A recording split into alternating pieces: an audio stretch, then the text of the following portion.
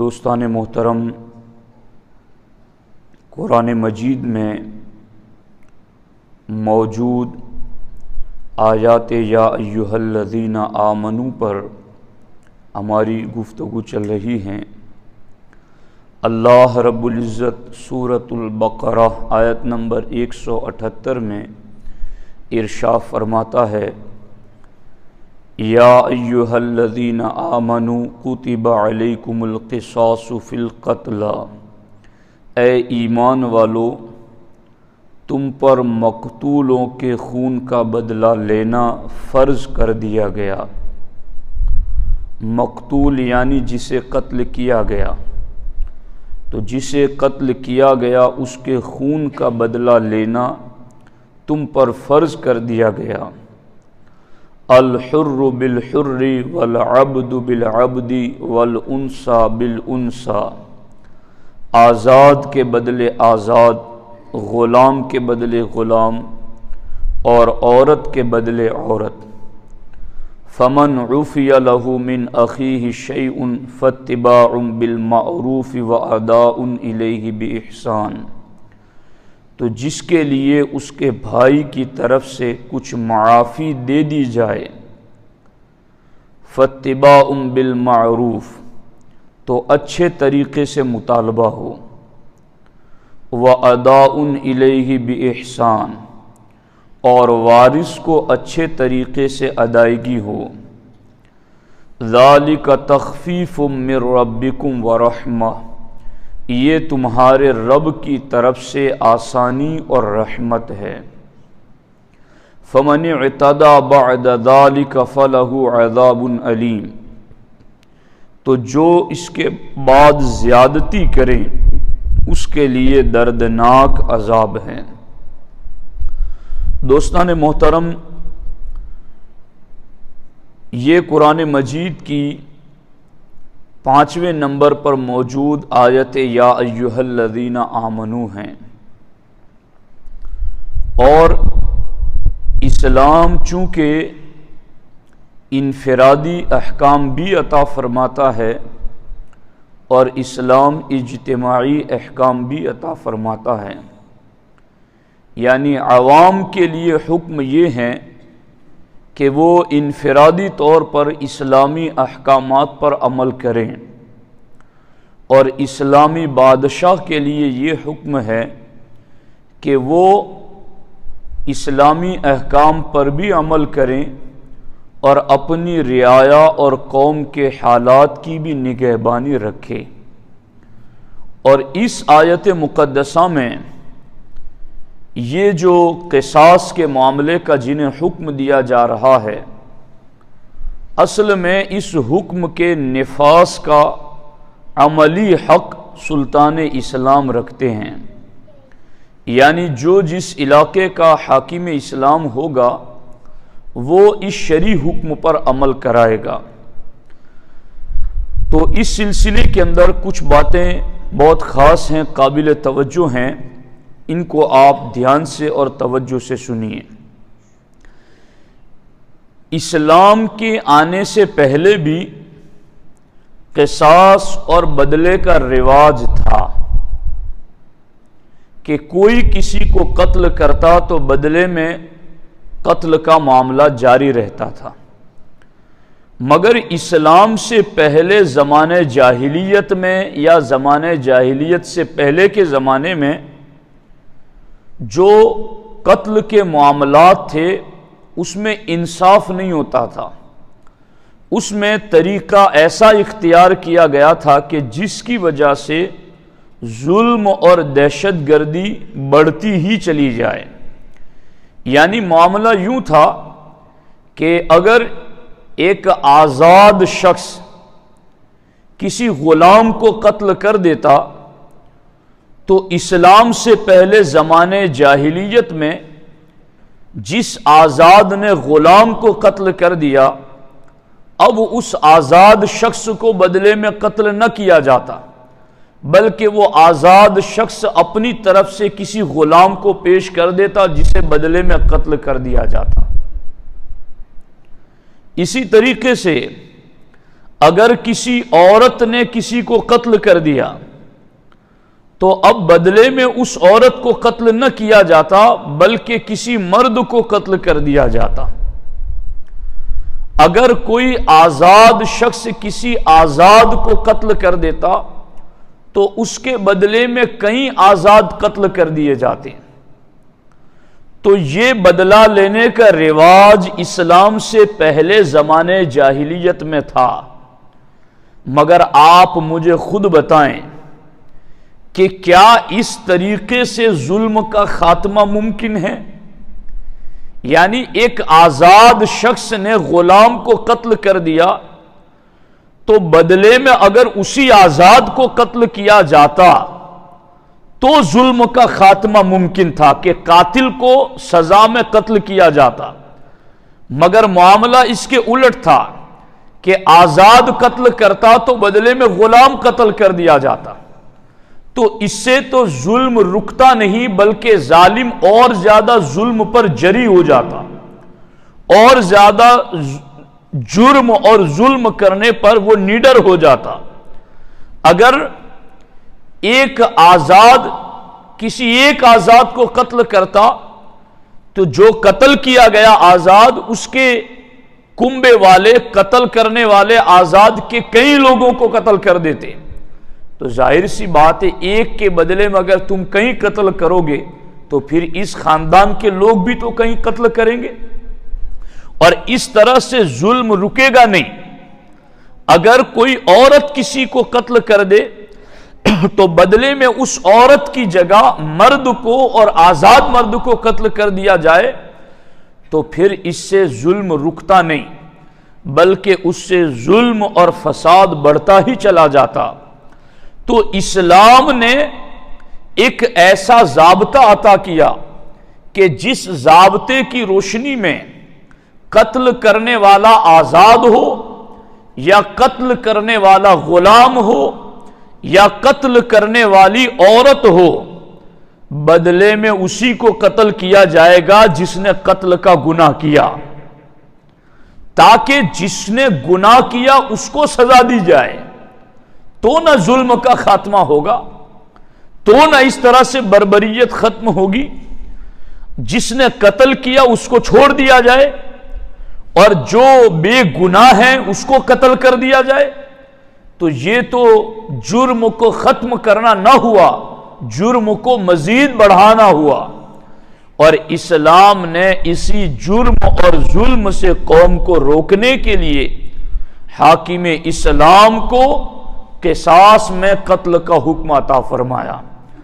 اب یہاں یہ چیز بھی قابل توجہ ہے کہ جس بندے کو بدلے میں قتل کرنا ہے تو یہاں سابقہ مذہبوں کو جب ہم دیکھتے ہیں، یعنی عیسائیت کو اور یہودیت کو ہم دیکھتے ہیں، تو اللہ کی رحمت سمجھ میں آتی ہے۔ تخفیف من ربکم کا ادراک ہوتا ہے، بندے کو سمجھ آتی ہے کہ اس امت پر اللہ کی خاص رحمتیں کتنی ہیں۔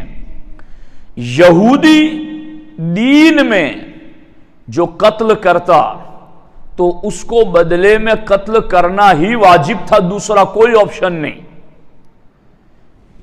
یہودیت میں جس نے قتل کیا بدلے میں اس کو بس قتل ہی کیا جائے، اس کے علاوہ کوئی اور آپشن نہیں ہے۔ اور عیسائیت میں جس نے کسی کو قتل کر دیا تو معاف کرنا واجب، قتل نہیں کیا جائے گا، ایک ہی آپشن ہے کہ بس معاف ہی کر دو۔ مگر اسلام میں 3 صورتیں رکھی گئی، اور ان 3 صورتوں میں گنجائش تمہارے اوپر چھوڑی گئی۔ اور پھر وہ 3 صورتیں کیا ہیں؟ اللہ رب العزت نے ارشاد فرمایا کہ یا تو تم بدلے میں قصاص لو، اور جس نے قتل کیا ہے تم حاکم اسلام اور اپنے علاقے کے گورنر قاضی کے پاس جا کر اس کی گواہی دو، گواہ پیش کرو، اور تم کہو کہ فلاں ہمارے شخص کو فلاں نے قتل کر دیا ہے۔ پھر وہ حاکم گورنر اس کی تفتیش کرے گا، اس کا جائزہ لے گا۔ اب اس کے بعد وہ جو دعویٰ کرنے کے لیے آیا کہ فلاں نے میرے باپ کو یا میرے رشتہ دار کو قتل کر دیا ہے، اب وہ حاکم اور قاضی اس کے سامنے آپشن رکھیں گے کہ یا تو تم بدلے میں اس کا قتل چاہو، یعنی تم یہ تقاضا کر لو کہ مجھے بدلے میں اپنے باپ کے قاتل کو قتل کی ہی سزا دلوانی ہے، تو یہ ایک آپشن ہے۔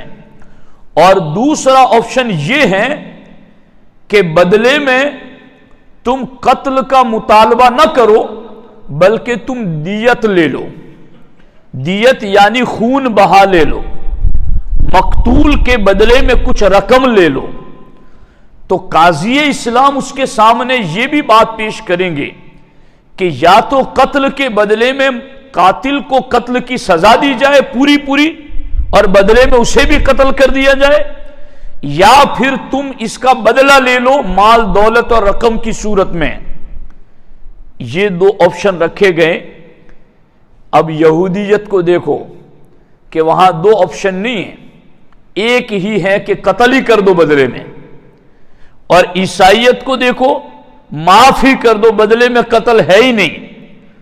مگر اسلام نے یہ دونوں صورتیں رکھی، اور ان دونوں صورتوں کو رکھنے کے بعد رب نے فرمایا فَمَنْ عُفِيَ لَهُ مِنْ أَخِيهِ شَيْءٌ، دھیان سے سنیے، فَمَنْ عُفِيَ لَهُ مِنْ أَخِيهِ شَيْءٌ، یعنی آدمی جب کوئی جھگڑا ہوتا ہے تو کوئی سمجھانے کے لیے بیچ میں آتا ہے تو کہتا ہے یار چھوڑ دے یار، تیرا بھائی تو ہے، تو وہ بھائی کا لفظ سن کر کے جو غیظ و غضب اور غصے کا جذبہ تھا وہ نرم پڑنے لگتا ہے جب کوئی اس کو یاد دلاتا ہے کہ یہ تیرا بھائی ہیں، چاہے وہ نسبی بھائی ہوں یا ایمانی بھائی ہوں۔ مگر جب اسے یہ یاد دلایا جاتا ہے کہ چلو چھوڑ دو، معاف کر دو یار، یہ تمہارا بھائی ہیں۔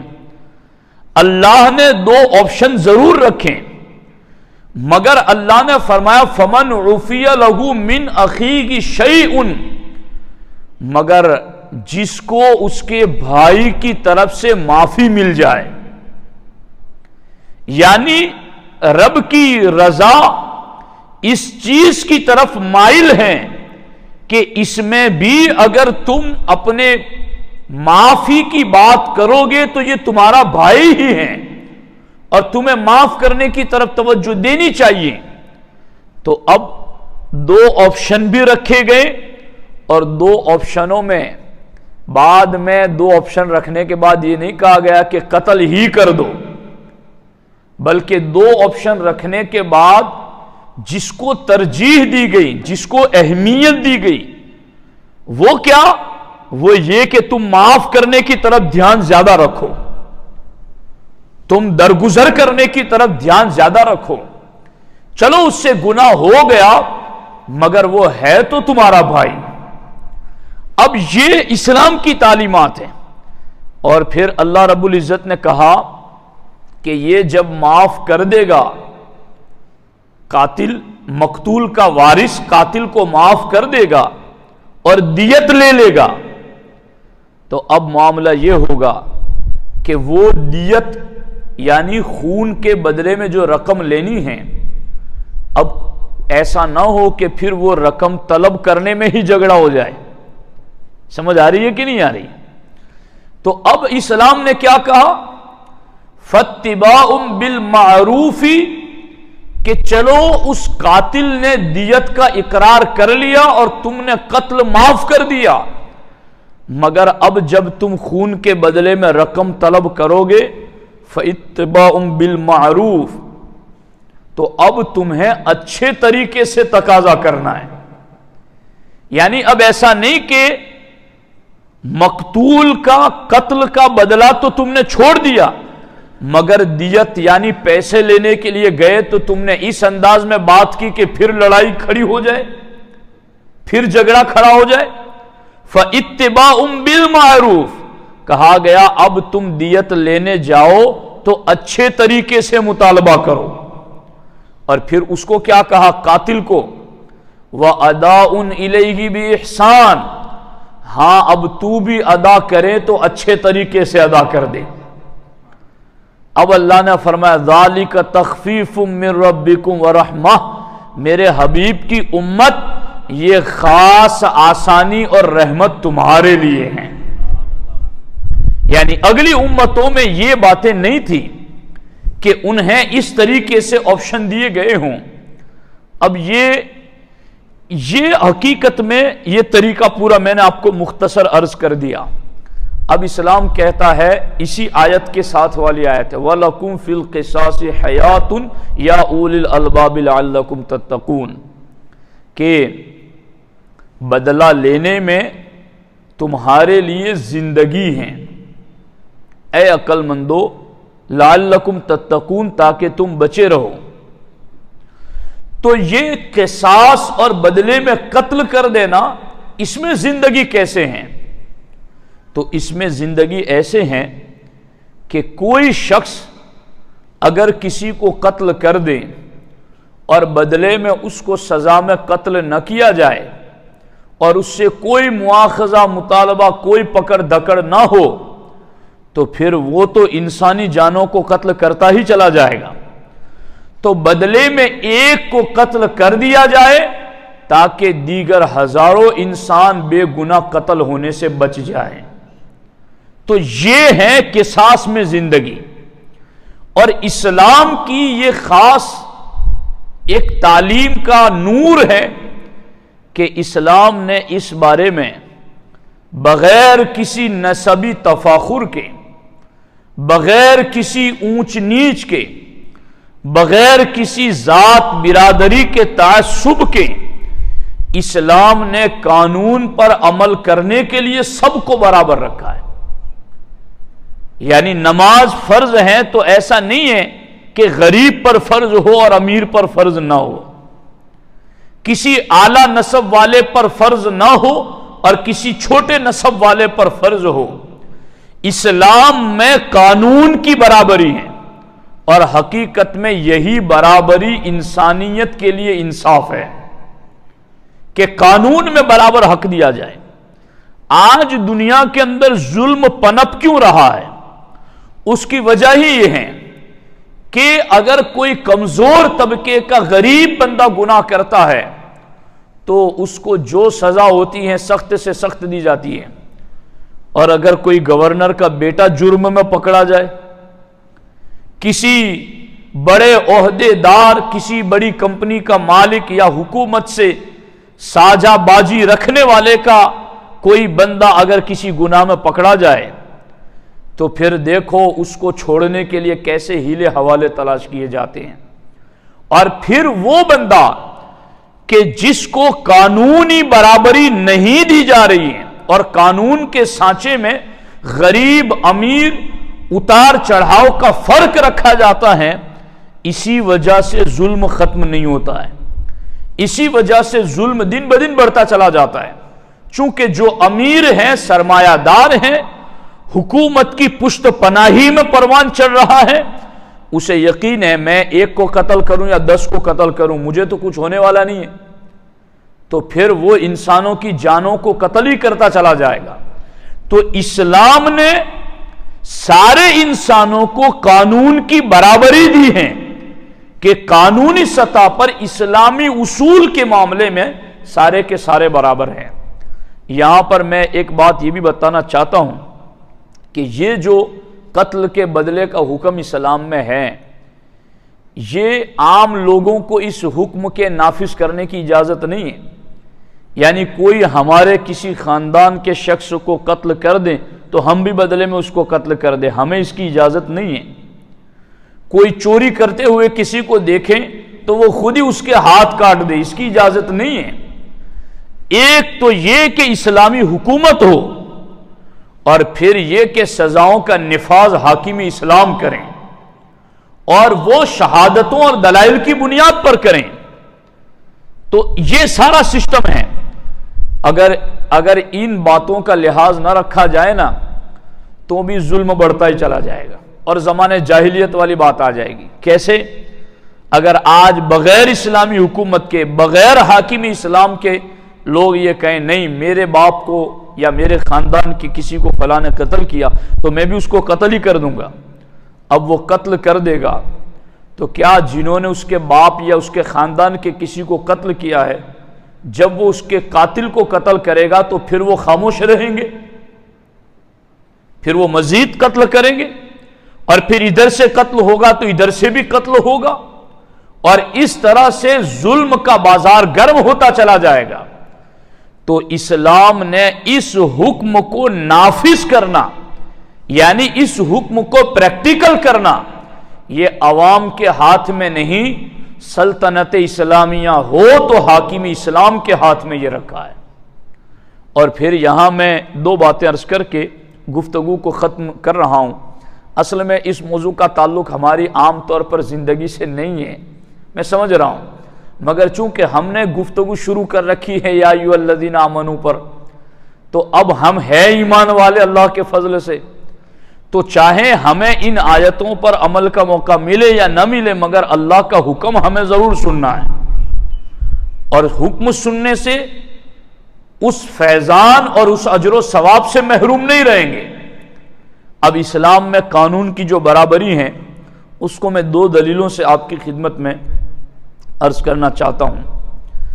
ام المومنین سیدہ عائشہ الصدیقہ رضی اللہ تعالی عنہا سے روایت ہے کہ ایک مخزومی عورت کے معاملے نے قریش کو حیران اور پریشان کر دیا۔ معاملہ یہ تھا کہ اس مخزومی عورت نے چوری کی تھی، تو اب اہل قریش باتیں کرنے لگے، من یکلم فیہا رسول اللہ صلی اللہ علیہ وسلم، کہ اس عورت کی چوری کے معاملے میں اللہ کے رسول علیہ السلام سے سفارش کون کرے گا، کون بات کرے گا اللہ کے رسول علیہ السلام سے کہ یہ تو قریش کی اعلیٰ خاندان کی لڑکی ہے، بنی مخزوم کی لڑکی ہے، اگرچہ اس سے چوری ہو گئی ہے مگر حضور کی بارگاہ میں سفارش کون کرے گا؟ تو لوگوں نے کہا من یجتری علیہ الا اسامہ بن زید حب رسول اللہ صلی اللہ علیہ وسلم، لوگوں نے کہا یہ تو حضور کے چہیتے اسامہ بن زید ہی حضور سے بات کر سکتے ہیں، تو ان سے بات کرو اسامہ بن زید سے، وہ حضور سے بات کریں گے اس بارے میں۔ فکلمہ اسامہ، تو حضرت اسامہ بن زید کو بتایا گیا، اور اسامہ بن زید رضی اللہ تعالیٰ عنہ نے اس بارے میں کہ بنی مخزوم کی ایک عورت نے چوری کی ہے، حضور سے ان کے بارے میں بات کی۔ تو اللہ کے رسول علیہ الصلوۃ والسلام نے ارشاد فرمایا، اتشفع فی حد من حدود اللہ، کیا تم اللہ کے قانون کے بارے میں سفارش کر رہے ہو؟ اللہ کی حد کے بارے میں، اللہ نے جو بارڈر لگا دیے اس بارڈر کے بارے میں تم سفارش کر رہے ہو؟ ثم قام فاخطب، پھر اللہ کے رسول علیہ السلام کھڑے ہوئے، سرکار نے خطبہ دیا اور کہا انما اہلک الذین قبلکم انہم کانوا اذا سرق فیہم الشریف ترکوہ واذا سرق فیہم الضعیف اقاموا علیہ الحد۔ سرکار فرماتے ہیں لوگوں سن لو، تم سے پہلے لوگ اسی لیے ہلاک کیے گئے۔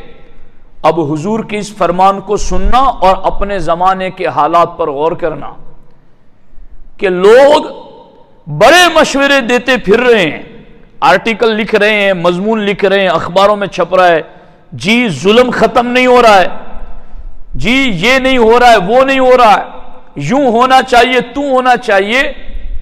دیکھو پیغمبر رحمت کی تعلیمات کیا ہیں، اور وہ انسانیت سے ظلم ختم کرنے کی کیسی تعلیم دے رہی ہیں کہ جب ایک بڑے قبیلے کی عورت نے چوری کی اور سفارش کی گئی کہ انہیں کچھ چھوٹ ملے، کچھ مہلت ملے، تو ہمارے آقا نے فرمایا کیا قانون کے بارے میں سفارش کرو گے؟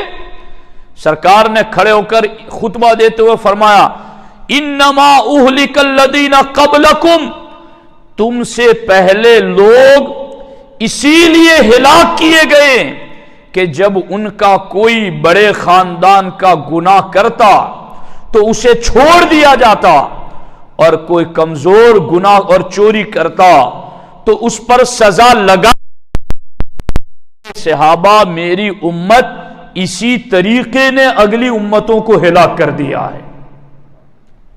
تو اب ملک کو، قوم کو اگر ہلاکت اور تباہی سے بچانا ہے، ظلم کی چکی میں پستے ہوئے بے گناہ انسانوں کو اس ظلم کی چکی سے بچانا ہے، تو اس کا ایک ہی اصول ہے، قانون کی نظر میں سب برابر ہو، قانون سب پر یکساں نافذ کیا جائے۔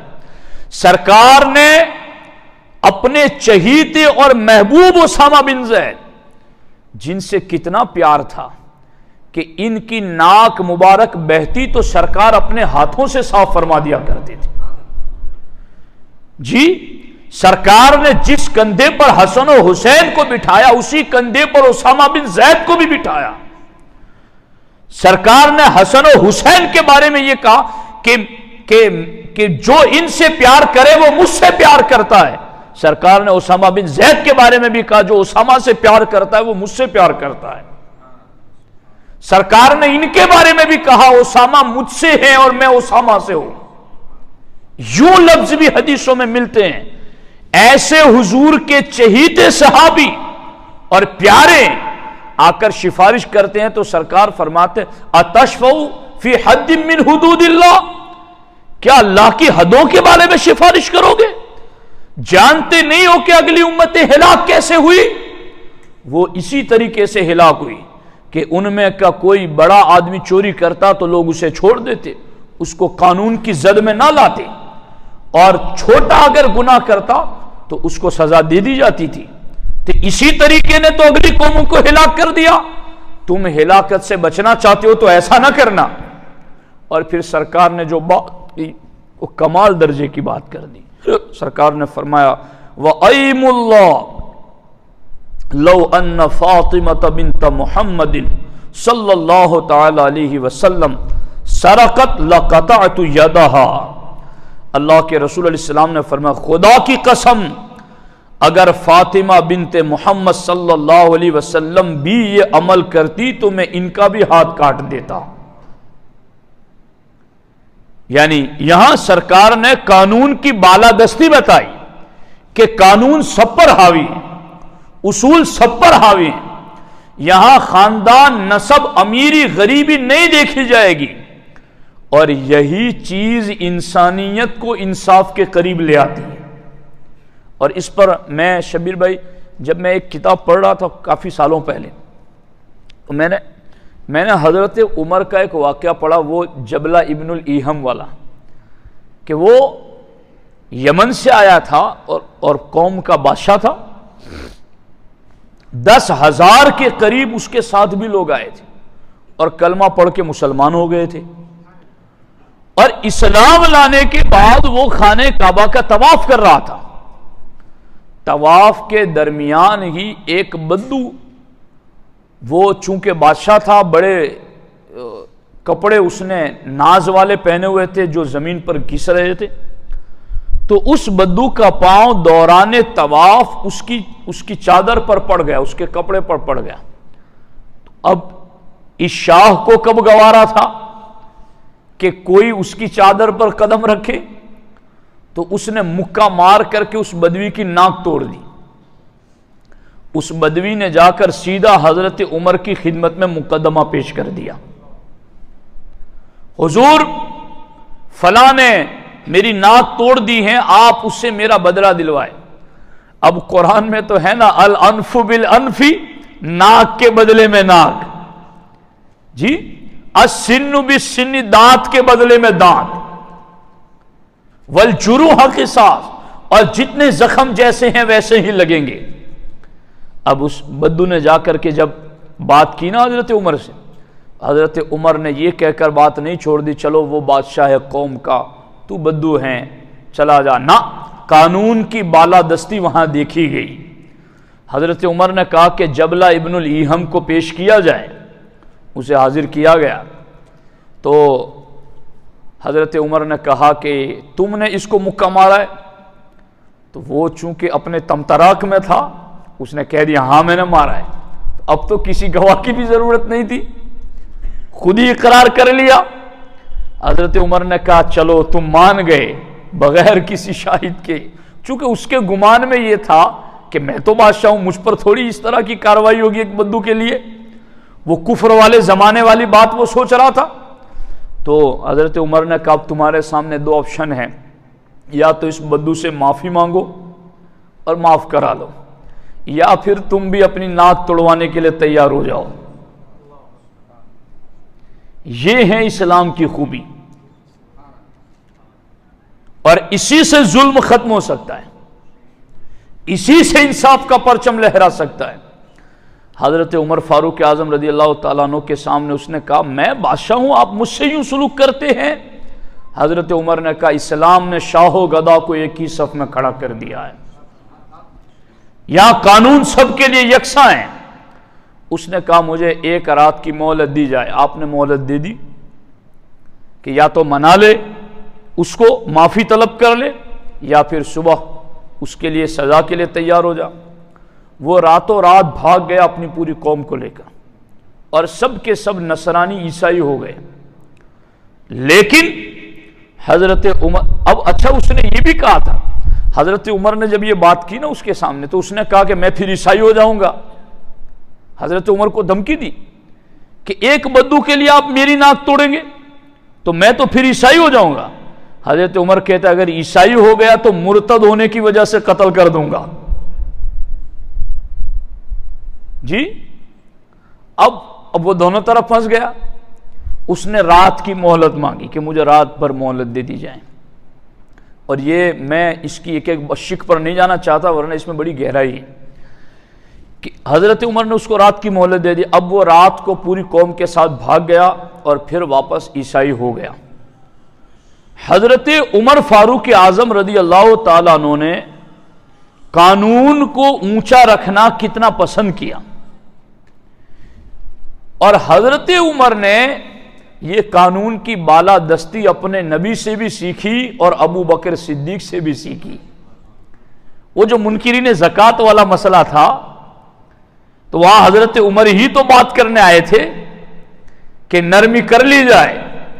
صدیق نے وہاں نرمی کی ہوتی تو آج عمر بھی نرمی کر جاتے، تو دین کا کیا بنتا؟